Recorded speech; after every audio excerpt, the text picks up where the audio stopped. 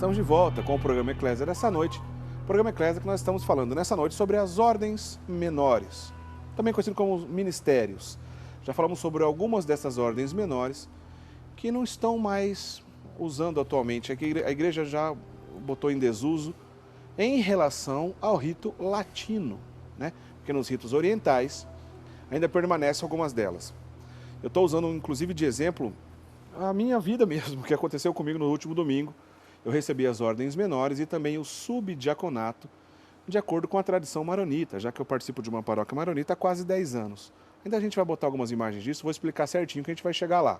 Por enquanto a gente está ainda conhecendo algumas que estão em desuso. O Padre Ido, nesse bloco, vai explicar para a gente agora quando que isso aconteceu, quando que era comum usar e quando parou. Ah, lembrando, liga para a gente, mande o seu e-mail, manda também para a gente aqui uma mensagem via WhatsApp, pois os nossos contatos ficam sempre disponíveis aí no seu vídeo. No final do programa, todo mundo que mandar ligar para a gente ou escrever uma mensagem aqui para a gente dizendo, olha, quero participar do sorteio, vai levar no final do programa, você recebe aí na sua casa um livro sobre, tá aí, ó, Santa Filomena. Né? A gente vai sortear um livro, para quem mandar, para quem escrever para a gente vai sortear um livro de Santa Filomena contando sobre a devoção, milagres que algumas pessoas alcançaram de acordo com a devoção em Santa Filomena, tá bom? Padre Ido, vamos continuar a nossa conversa. Certo. Então, no primeiro bloco, como eu estava dizendo aqui para os nossos telespectadores, falamos de algumas ordens menores que não se encontra mais tão facilmente, porque está em desuso, apesar que não está em desuso na igreja toda não. Está em desuso rito latino ordinário, que é o rito também conhecido como rito de Paulo VI, que é todo o rito que foi reformado na década de 60. A maioria das paróquias do Brasil celebram no rito latino ordinário. Mas no rito latino extraordinário, que é o rito antigo, ainda mantém as ordens menores. E também nos ritos orientais católicos. Vamos explicar tudo isso. Padre Guido, primeiro vamos entender uma coisa. Quando que se iniciou na igreja, ou a gente consegue identificar na história da igreja algum papa, algum concílio que deixou bem claro a necessidade de passar por essas ordens menores? Sim, temos um documento antiquíssimo registrado no ano 343, portanto 1700 anos atrás, certo. Né, quando se realizou um concílio na cidade de Sárdica, onde dentro deste concílio se menciona o leitorado como obrigatório antes da ordem do diaconato.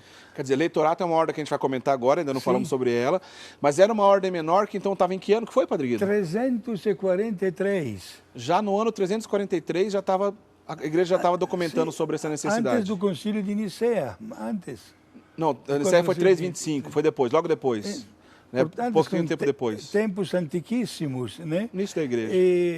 O ministério do leitorado é um ministério que até hoje é mantido pela Igreja Católica, o rito romano, né? Certo. E como diz a mesma palavra, leitor, o jovem recebe um ministério de anunciar e proclamar a Sagrada Escritura.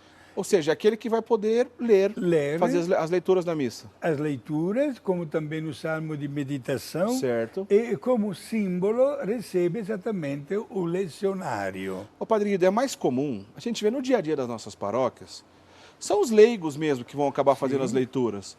Sim. Isso também é permitido. É permitido. O ideal seria ter um jovem leitor, né? E este ministério, quando não tem um leitor, digamos, que acaba de receber o ministério, pode ser um leigo bem preparado, especialmente aos domingos, né, para que o povo possa entender bem a palavra de Deus, né? E, digamos a verdade que é bastante comum no dia de hoje, digamos, este ministério chamado da palavra, certo? Este leitorado em vista da necessidade que nós temos de anunciar sem medo a palavra de Deus. Bom, mas então esse costume que, como o senhor bem disse, é bem antigo na igreja de receber o leitorado, ou leitorato, desde 343, aí a igreja já falava sobre isso, isso está de pé até hoje, vigente na igreja, no mundo todo. Né? Inclusive no rito latino ordinário. Então, qualquer candidato ao diaconato e ao sacerdócio vai receber o leitorado? Sim, exato. não somente o leitorato, mas também mais uma ordem menor, ou ministério, que chama-se acolitato. Que é do acólito? O acólito é aquela pessoa que ajuda no serviço ministerial. Certo. Acompanha o sacerdote. Se quiséssemos traduzir com palavras simples, os coroinhas. Certo. Que é aquele que servem o padre no altar, bem uniformizados, etc. Mas antigamente havia exatamente esta ordem menor de serviço já ao altar. E o altar é um lugar sagrado. Por isso que este ministério também é sagrado. Certo. Né? O acolitado, como também o leitorado, são mantidos até hoje no rito romano. Ou seja, qualquer candidato, um jovem brasileiro que está nos assistindo, que tem o desejo de ser diácono ou padre, Sim. quando ele for procurar o seu caminho vocacional, estudar filosofia, depois pensar na teologia, porque todo candidato ao sacerdócio precisa estudar filosofia e teologia. Sim. Mais cedo ou mais tarde, antes dele se ordenar diácono, ele vai receber leitorato e acolitato. Sim. Certo. Seja que aspire para um diaconato até permanente, Certo. como também para o sacerdócio. Não pode receber o diaconato sem ter recebido primeiro o leitorado e o acolitado. Muito bem, isso aí então está para a igreja toda. Olha só, você viu, reparou, meu amigo que está nos assistindo aí, quantas ordens menores que a gente já comentou? Vou relembrar aqui. Falamos no bloco anterior sobre a tonsura. Sim. Lembrando, padre, o que é a tonsura? A tonsura é o corte do cabelo em forma de cruz que o bispo praticava e pratica até hoje em vários outros ritos, especialmente orientais, porque aquela pessoa com este marco da cruz de Jesus, né, pense muito bem na sua vocação e nos próximos degraus que vai enfrentar nesta última etapa da sua preparação para o sacerdócio. O senhor falou bastante do hostiário. Hostiário era a ordem menor com a qual o jovem recebia como símbolo a chave da igreja para dizer que se tornava responsável pela casa de Deus, era o zelador da casa de Deus, gente. Certo. Hoje, uma palavra um pouquinho mais prática, o sacristão, certo, né? Mas o jovem cuidava com muito zelo e depois, quando fechava as portas da igreja, levava consigo as chaves da igreja. Recebia este grande poder, olha até a confiança que a igreja transmitia para o jovem hostiário. O senhor comentou sobre o fosseiro. Fosseiro era uma ordem menor que, digamos assim, queria que o jovem acompanhasse o cortejo fúnebre quando falecia uma pessoa e quando o caixão, né, descia na cova, o fosseiro era o primeiro que com a pá jogava um pouco de terra para cobrir o caixão. E um ministério, né, de assistência até na hora da morte. Bom, todos esses que o senhor acabou de comentar, essas ordens menores estão em desuso, não se recebe mais no rito latino ordinário, se mantém ainda no rito latino antigo, que é o extraordinário, e em alguns lugares, em algumas delas, também ritos orientais. E o senhor comentou sobre duas outras ordens menores que ainda mantém ativo, que todo mundo recebe, inclusive no rito latino ordinário, que é o acolitato, o acólito, aquela pessoa que está trabalhando na missa. Primeiro o leitorato. Primeiro o leitorato, isso. E depois o acolitato, sim. O leitorato e acolitato estão disponíveis para toda a igreja. Agora, Perfeito. sabe o que eu queria entender? Sim. E na oportunidade aqui, para que nossos amigos também entendam, quando que essa regra mudou, Padre Guido? E em que condições foi? Explica para a gente. Certo. Foi o saudoso Papa, hoje beato, Paulo VI. Certo. No ano 1972, através de um documento conhecido com o título em língua latina Ministeria Quaedam, assinado no dia 15 de agosto do ano 1972, e o Papa Paulo VI manteve o leitorato e o acolitato como ministérios. Trocou até o nome, não chama-se mais de ordens menores, mas ministérios, sendo obrigatórios para os candidatos ao diaconato e ao sacerdócio. Então foi no ano de 1972 que houve sim. essa reforma. Foi. Muito bem. Então, é por isso, nossos amigos telespectadores, que durante o final dos anos 70, anos 80, 90 e começo do ano 2000, a gente não via mais nem tonsura, né? Não via mais, por exemplo, o subdiácono, que a gente vai falar a partir de agora. E essa reforma de 1972 do Papa Paulo VI manteve só as ordens menores, que ficou conhecido como ministério do acolitato e do leitorato. Mas houve, no ano de 2007, um moto próprio de um outro Papa, nosso querido Papa Bento XVI, nosso Papa emérito, então era Papa reinante em 2007. E aí, Padrinho, explica pra gente, através do moto próprio Summorum Pontificum, o que aconteceu e o que significa isso? Exato. O Papa Bento XVI, ele considerou os grandíssimos valores das tradições das igrejas orientais, certo? Que vivem em plena sintonia com Roma, com o Papa. E cada igreja oriental, inclusive a maronita, tinha e continua tendo até hoje uma bagagem de valores, também a respeito dos ministérios, e que o Papa Bento XVI deixou plena liberdade de exercer até hoje. Porque ele restaurou o rito antigo, né? Exato. Com esse moto próprio, né, Padrinho? Sim, ele não é que ele... porque alguém poderia imaginar, o Papa Paulo VI cortou tudo e deixou somente os dois ministérios. Ao passo que o Papa Bento XVI deu uma grande consideração e valorização a todas as igrejas. Por exemplo, você de anteontem recebeu na igreja, conforme o rito da igreja maronita, recebeu o ministério de leitor, de cantor, que é uma outra ordem menor. Mais uma ordem menor que não existe no rito católico, né? No rito latino. E subdiaconato, que também não existe mais. Só existia no rito antigo, né? Exato. Inclusive, no ano 1972, eu recebi o subdiaconato, que ainda existia, no rito latino, né? Fiquei subdiácono somente 24 horas. Só 24 horas? Sim, porque no dia seguinte recebi o diaconato. A gente estava até brincando aqui, porque a gente está falando sobre um tema que não é muito comum. Subdiaconato não é muito comum.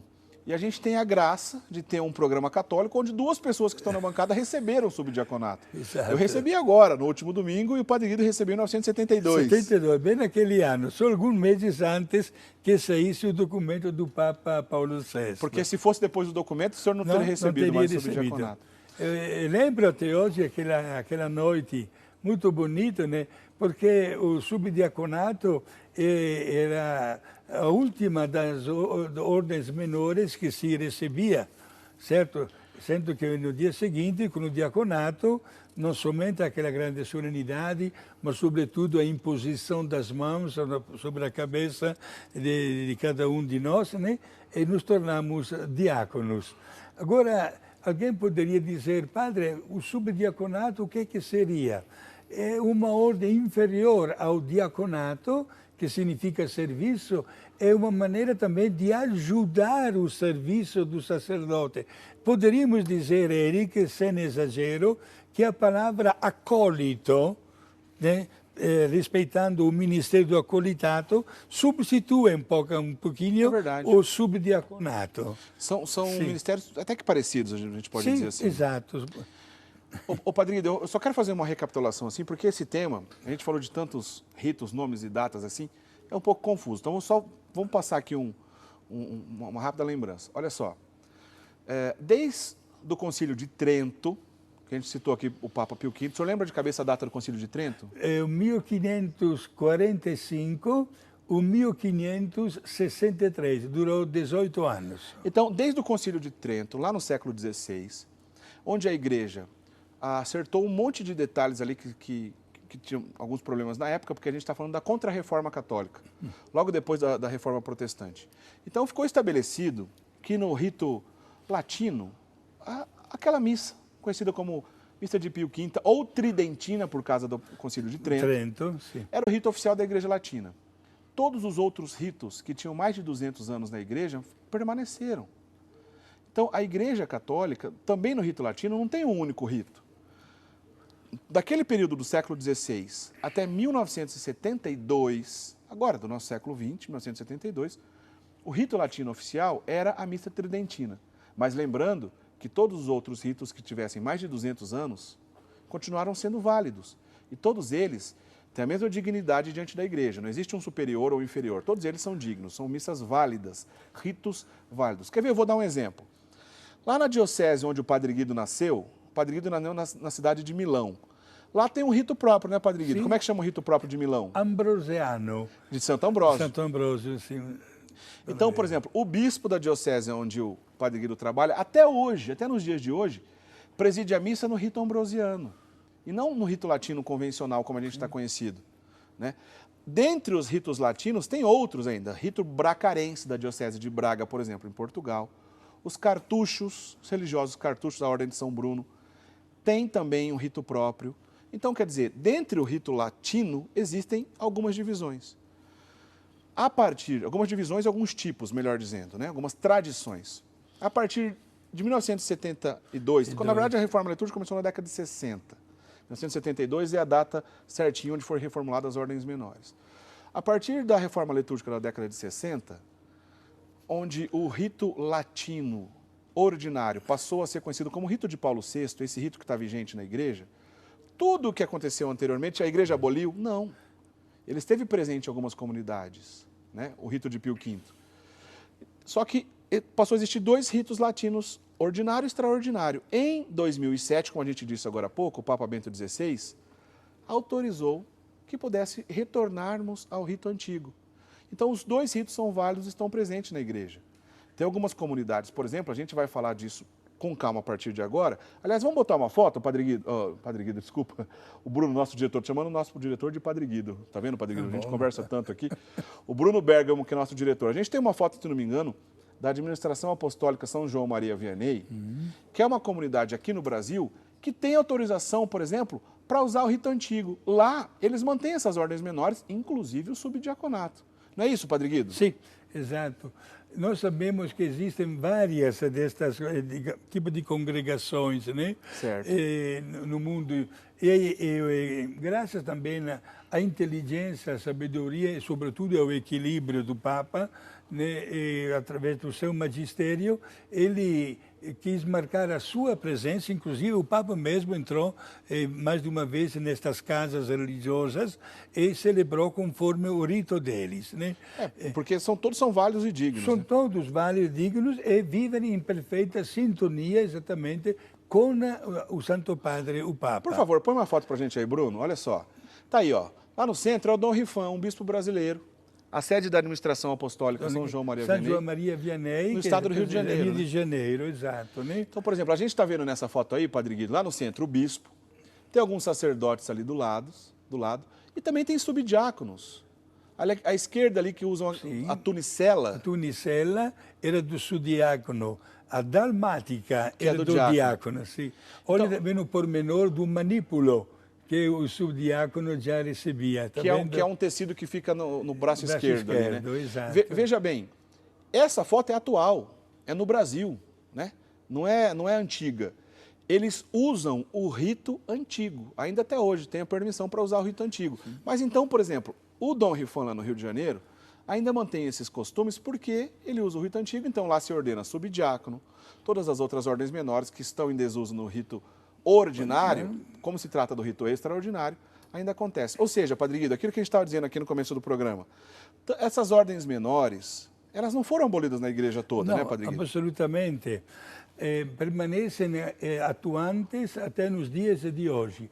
Agora, também digamos assim, esta presença um pouco diferente, não comum na igreja católica, latina, etc., que tem todo o seu grande valor, não entra em contraste ou em choque com a igreja latina. Você assinou a um Papa que se tornou muito famoso, Pio V, porque terminou o famoso Concílio de Trento. Agora, estamos no ano 1563. Até o Concílio Vaticano II, com Papa Paulo VI, foram vários séculos que a Igreja usou um rito, tudo em língua latina, inclusive, e que ainda está presente na cabeça e na memória das pessoas idosas, né? Até eu lembro quando era criança, a Santa Missa rezada em língua latina, o sacerdote virado assim de costa para o povo, né? Não havia grande participação na Santa Missa, inclusive até o Evangelho era proclamado primeiro em língua latina. Depois o padre lia, eu sou italiano, em língua italiana. E depois fazia o sermão em cima disso. E temos, inclusive, é bom que os senhores saibam, na cultura litúrgica, vejam só, documentos até de papas, por exemplo, Pio X, que no século passado dizia que aconselhava a reza do terço durante a missa. Até hoje eu vejo algumas pessoas idosas que, enquanto o padre fala, está lá com o terço nas mãos. Sim. A Igreja fez um grande progresso do ponto de vista litúrgico, fazendo com que o leigo tenha grande acesso a tudo o que acontece no altar. Por isso foi um grandíssimo progresso. Agora, quanto ao retorno que o Papa autoriza para estes ritos, certo? Alguém pode pensar, padre, mas é limitado só a uma igreja? Não. Inclusive, estes padres podem, de acordo com a necessidade do povo, e com o povo, inclusive, bem preparado, podem celebrar também com a presença do povo, né? Voltando ao idioma original, a língua latina, que dominou, digamos, uma linguagem por tantos séculos, né? E é uma bela riqueza assistir estas manifestações litúrgicas. O que foi bonito é que isso até causava uma certa polêmica, algumas pessoas que gostavam muito do rito antigo, sim, e outras que gostam do rito novo. O Papa simplesmente deixou claro que qualquer uma das duas são missas válidas, corretas, e todas elas estão certíssimas de acordo com a tradição católica. Ô, Padre Guido, a conversa está boa, a gente vai por mais um intervalo, daqui a pouquinho vou mostrar outras fotos de subdiáconos latinos, a gente está falando só do assunto latino, e aí vamos entrar nos assuntos orientais, vamos explicar certinho o que acontece também com os orientais, e vou falar sobre o que aconteceu comigo mesmo, explicar para todo mundo entender, tá bom? A gente volta já, não sai daí.